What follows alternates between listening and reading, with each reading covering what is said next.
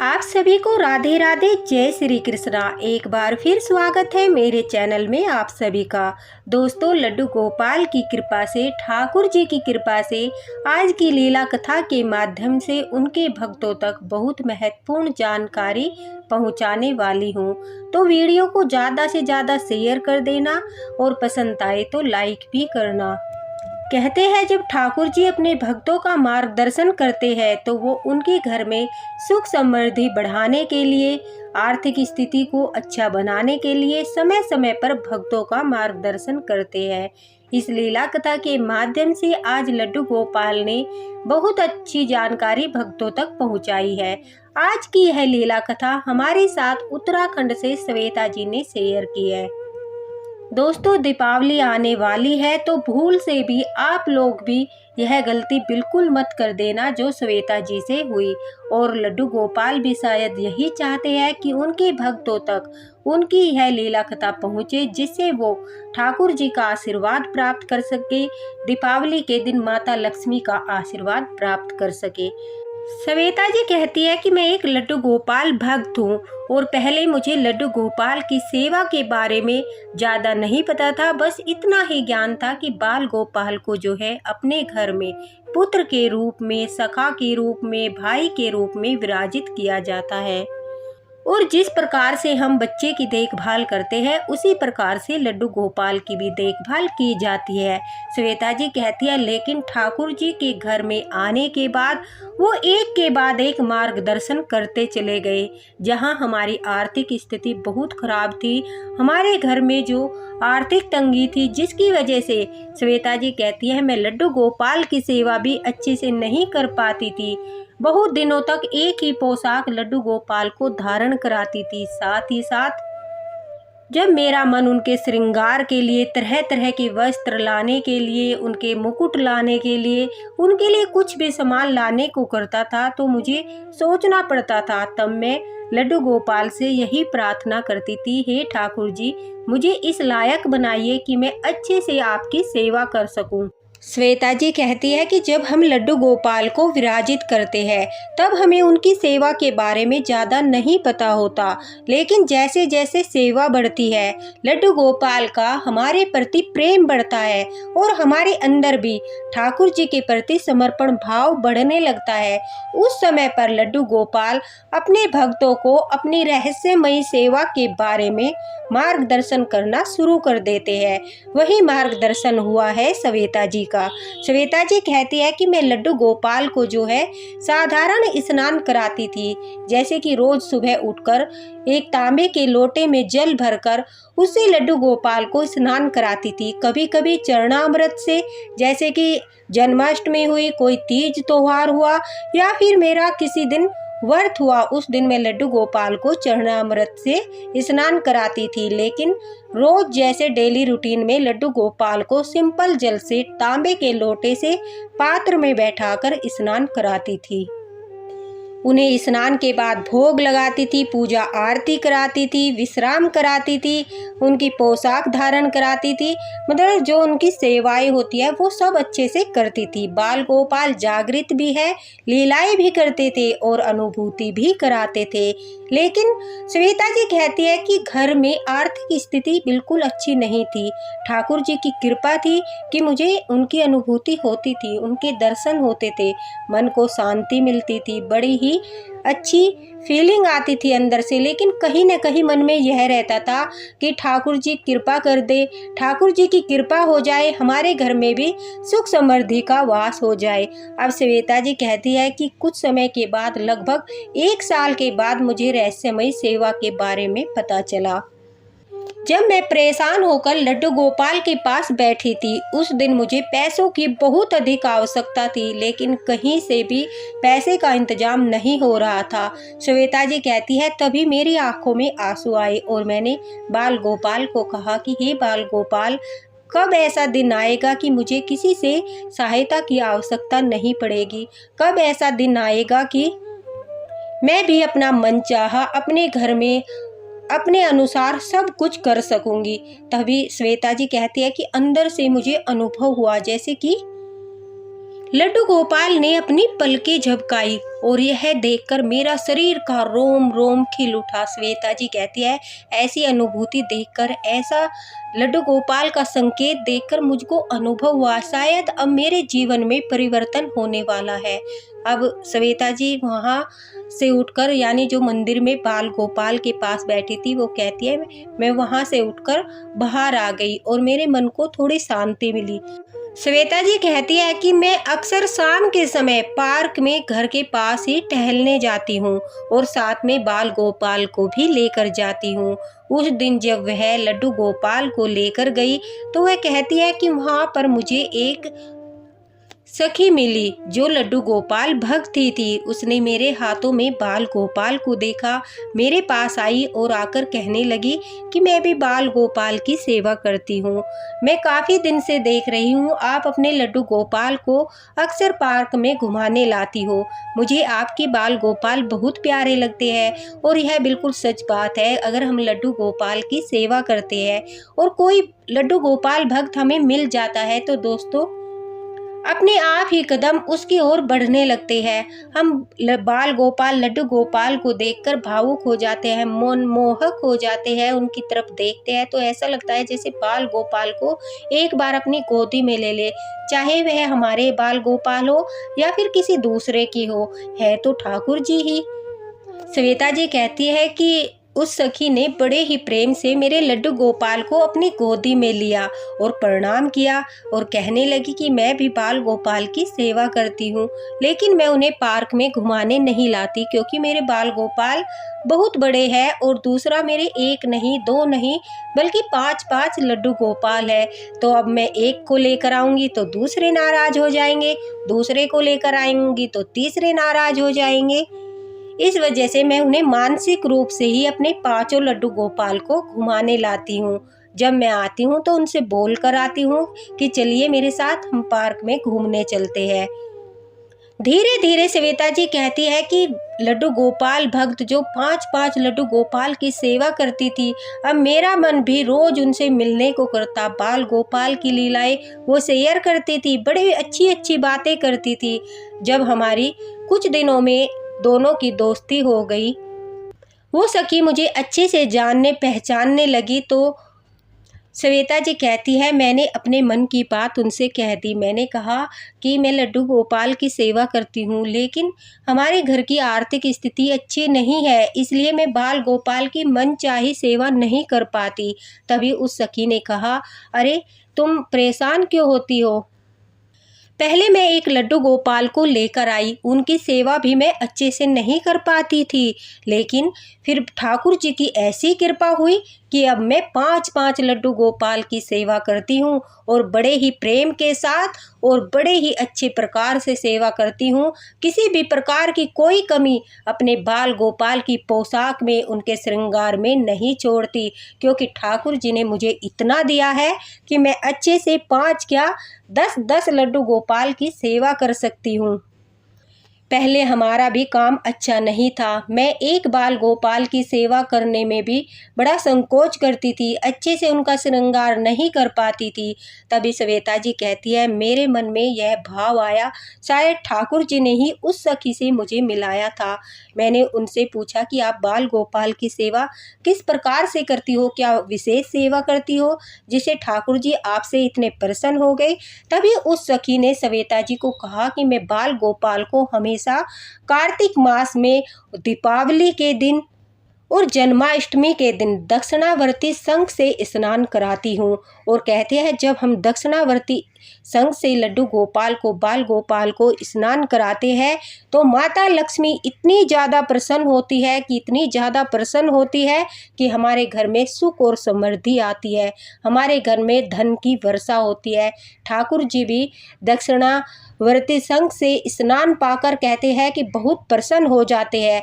जब हम उन्हें दक्षिणावर्ती शंख से स्नान कराते हैं तो कहते हैं आसपास की सारी नेगेटिव एनर्जी दूर भाग जाती है, सिर्फ पॉजिटिव एनर्जी पास रहती है, जिसके कारण हमारे ठाकुर जी स्नान करते वक्त भी अनुभव करते हैं, आनंद का अनुभव करते हैं, बड़े प्रेम से स्नान करते हैं, बड़े खुश होकर स्नान करते हैं और माता लक्ष्मी भी प्रसन्न होती है। अब श्वेता जी कहती है कि खासकर दीपावली के दिन तो बिल्कुल भी लड्डू गोपाल को साधारण स्नान नहीं कराना चाहिए। आपको दक्षिणावर्ती शंख से ही बाल गोपाल को स्नान कराना चाहिए और फिर देखना चमत्कार, तुम्हारे घर में कभी भी आर्थिक स्थिति खराब नहीं होगी। अगर तुम दीपावली के दिन ठाकुर जी को साधारण स्नान कराती हो, सिंपल स्नान कराती हो, जैसे कि रोज के रूटीन में कराती हो, तो तुम्हें कृपा प्राप्त तो होगी, लेकिन उतनी ज़्यादा नहीं जितनी ठाकुर जी अपनी विशेष सेवा के बदले हमें देते हैं।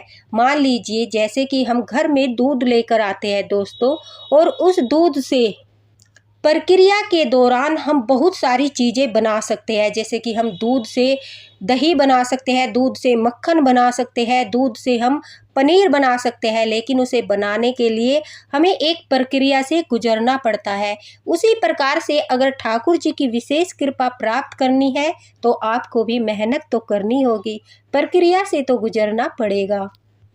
अपनी सेवा को बढ़ाना पड़ेगा, अपने जप को बढ़ाना पड़ेगा, अपने सेवा करने के तरीके को बढ़ाना पड़ेगा और विशेष सेवा करनी होगी। दीपावली के दिन कहते हैं अगर दक्षिणावर्ती शंख से हम ठाकुर जी को उसमें दूध डालकर स्नान कराते हैं तो हमें ठाकुर जी की विशेष कृपा प्राप्त होती है। अब मैं आपको बताती हूँ, अगर आपके घर में दक्षिणावर्ती शंख नहीं है तो ये वीडियो मैंने दीपावली से इतने दिन पहले इसीलिए शेयर की है ताकि आप उसकी सुविधा कर सको। देखिए 200 या 300 रुपये में आपको दक्षिणावर्ती शंख मिल जाएगा।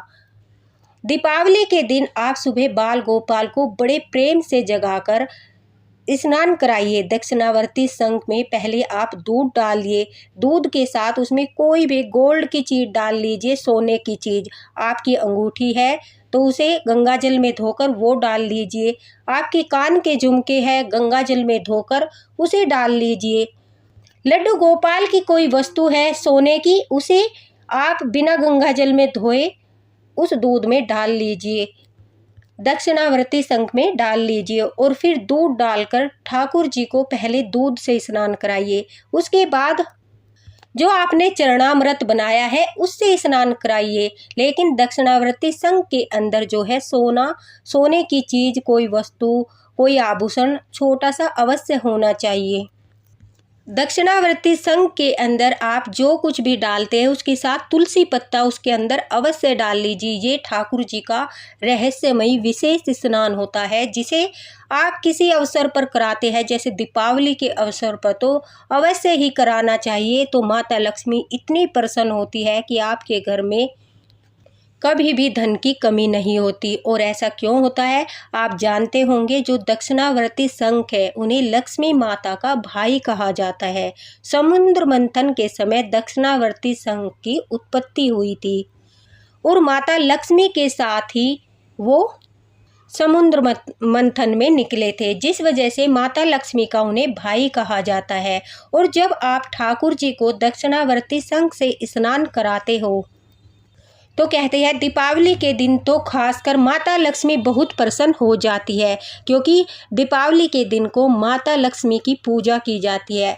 उनका यह विशेष त्योहार है, माता लक्ष्मी की और गणेश जी की पूजा अर्चना की जाती है। और जब हम पूजा अर्चना करते हैं और हमारे घर में ठाकुर जी की सेवा होती है, विष्णु भगवान के स्वरूप लड्डू गोपाल की सेवा होती है और हमें यह अवसर प्राप्त होता है कि हम उन्हें स्नान कराएं और उस स्नान में हम दक्षिणावर्ती शंख से ठाकुर जी को स्नान कराते हैं तो माता लक्ष्मी और भी अधिक प्रसन्न होती है। लड्डू गोपाल बहुत प्रसन्न होते हैं, अपनी विशेष सेवा से प्रसन्न होकर वो हमें आशीर्वाद देते हैं। हमारे घर में बहुत सारी सुख समृद्धि का वास होता है, साथ ही साथ जितनी नेगेटिव एनर्जी है वो सब दूर हो जाती है, सब गायब हो जाती है। हमारे घर में सिर्फ और सिर्फ पॉजिटिव एनर्जी रह जाती है। इतना खास होता है दक्षिणावर्ती शंख। लड्डू गोपाल को स्नान कराने के बाद फिर पंचामृत, चरणामृत भी बोलते हैं जिसे, उससे स्नान कराने के बाद में आप सिंपल जल से स्नान कराते हो। फिर बाद में ठाकुर जी के उस स्नान के जल को शंख में रखकर पूरे घर में छिड़क दीजिए और इस तरह से छिड़किए ताकि वह दीवार पर ही गिरे, वो ज़मीन पर न गिरे ताकि लोगों के पाँव ना आए। अगर आप ज़मीन पर गिर भी जाए तो इतनी मात्रा में डालिए कि वो तुरंत सूख जाए।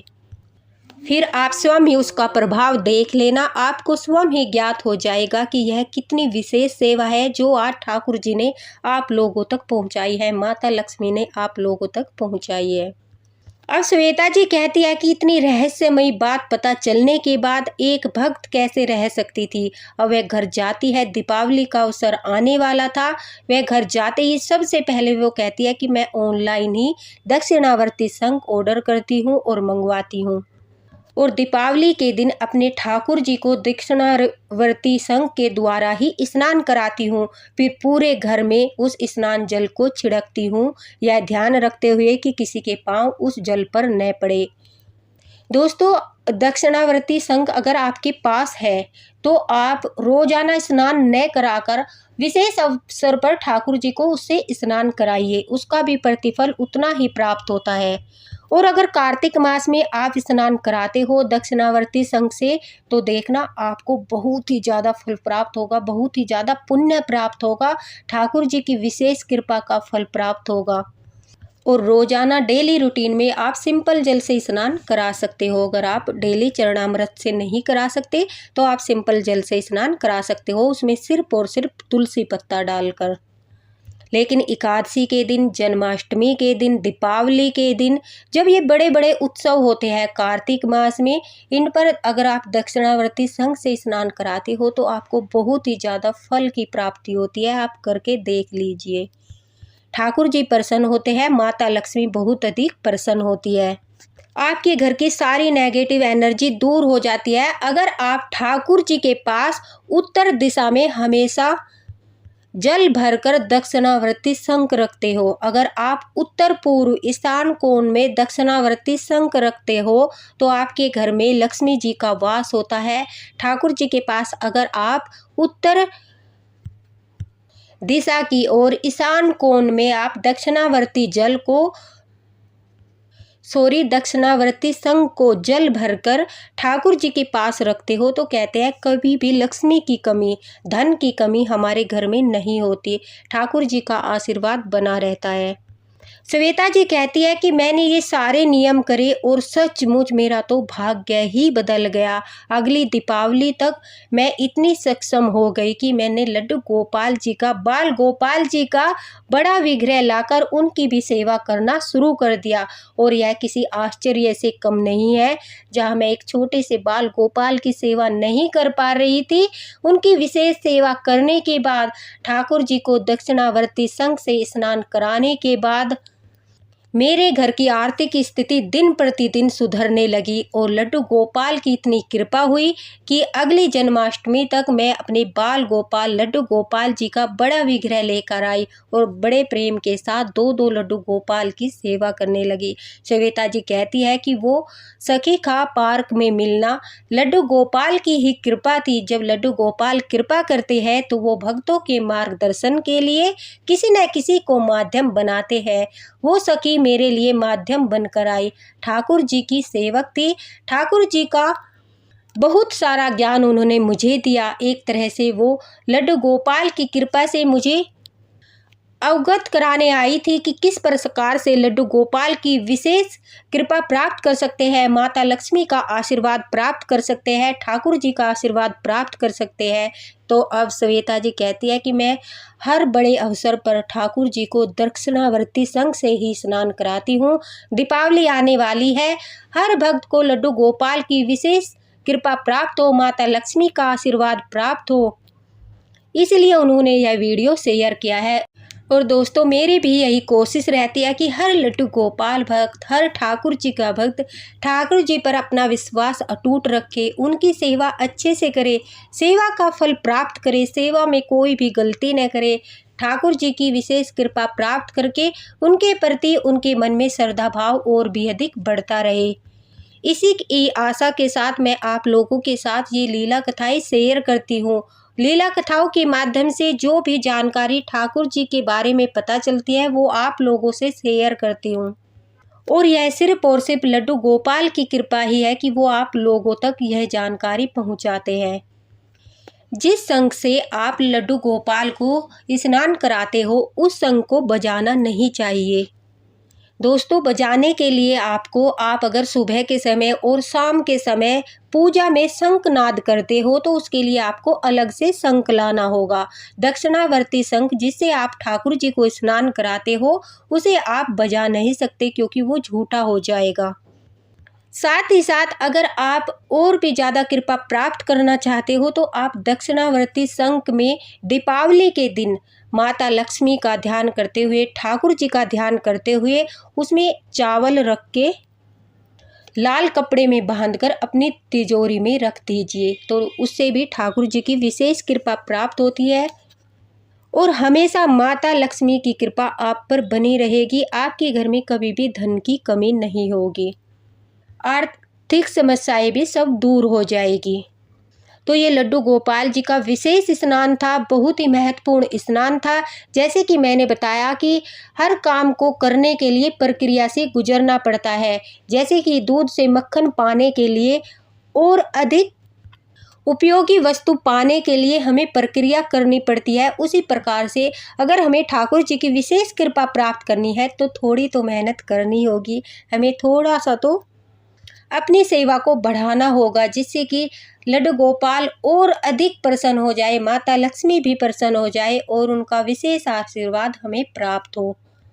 श्वेता जी का बहुत बहुत धन्यवाद कि इतनी महत्वपूर्ण जानकारी दीपावली से पहले उन्होंने सभी भक्तों के साथ शेयर की।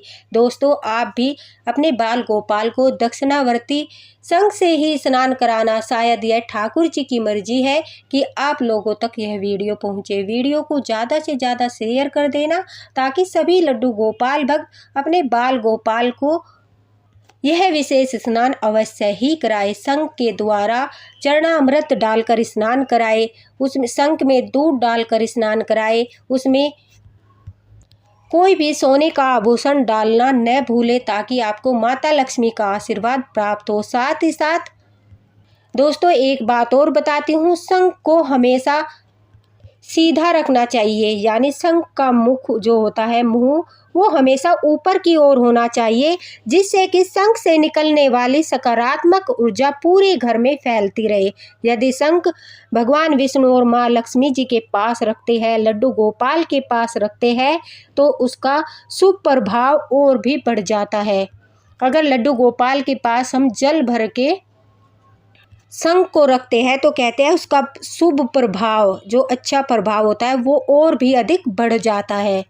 तो इसलिए सारी बातों को ध्यान रखते हुए लड्डू गोपाल की सेवा कीजिए और ठाकुर जी आपका मार्गदर्शन करते रहे। इसी आशा के साथ राधे राधे, हरे कृष्णा।